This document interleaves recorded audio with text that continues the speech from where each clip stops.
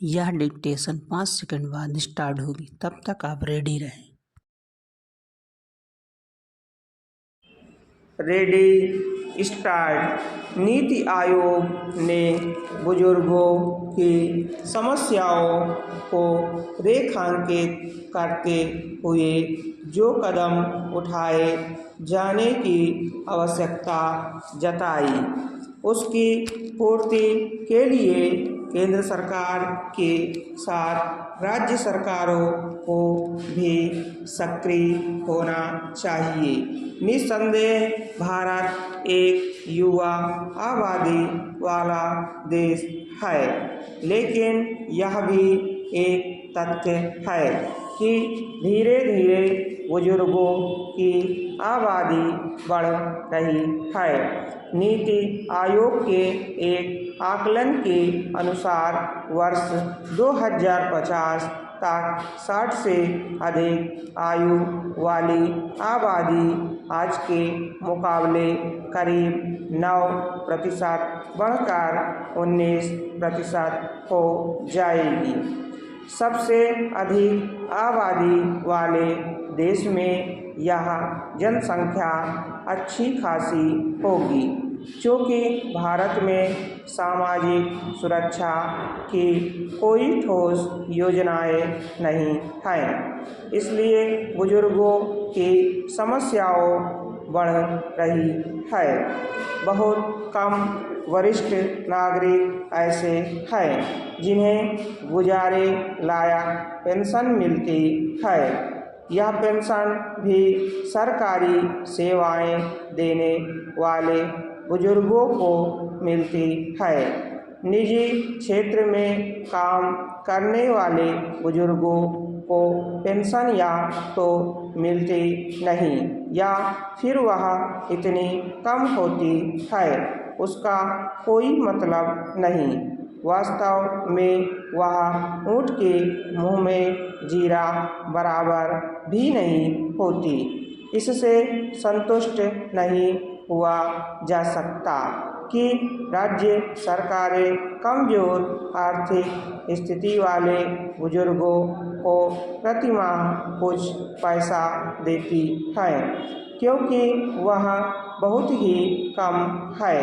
अपने देश में एकल परिवारों की बढ़ती संख्या के चलते अब बुजुर्गों की पहले जैसी देखभाल नहीं हो पाती। बुजुर्ग केवल एकाकीपन का ही सामना नहीं करते, बल्कि आर्थिक तंगी से भी जूझते हैं। कम से कम वे तो अवश्य ही जूझते हैं जिन्होंने असंगठित क्षेत्र में काम किया होता है। बुढ़ापे में उनके पास आय का कोई जरिया नहीं होता। वरिष्ठ नागरिकों को स्वास्थ्यगत समस्याओं से भी कहीं अधिक दो चार होना पड़ता है, लेकिन अधिकांश के पास स्वास्थ्य बीमा नहीं होता, या यह कहें कि उनके पास स्वास्थ्य बीमा लेने की सामर्थ्य ही नहीं होती। ऐसे में यह समय की मांग है कि प्रधानमंत्री जन आरोग्य योजना के दायरे में पूरी बुजुर्ग आबादी को शामिल किया जाए, जो बुजुर्ग अपनी बचत से होने वाली आय पर निर्भर है।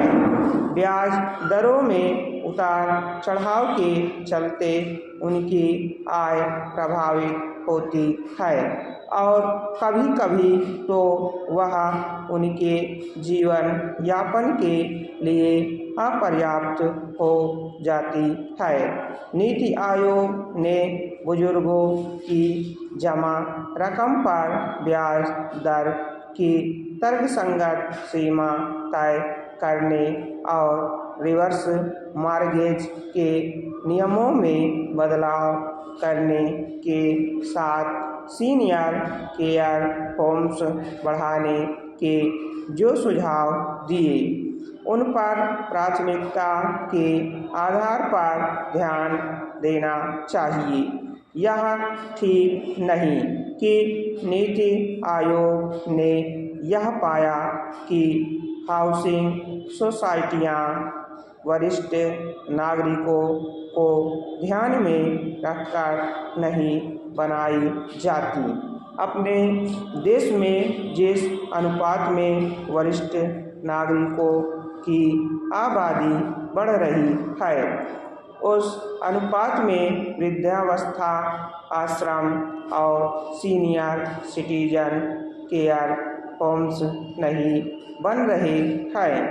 बुजुर्गों की चिंता सरकारों के साथ समाज को भी करनी होगी, क्योंकि नीति आयोग के अनुसार 19% बुजुर्ग या तो तलाकशुदा हैं या फिर उनके घर वालों ने उन्हें अलग कर दिया है। स्टॉप।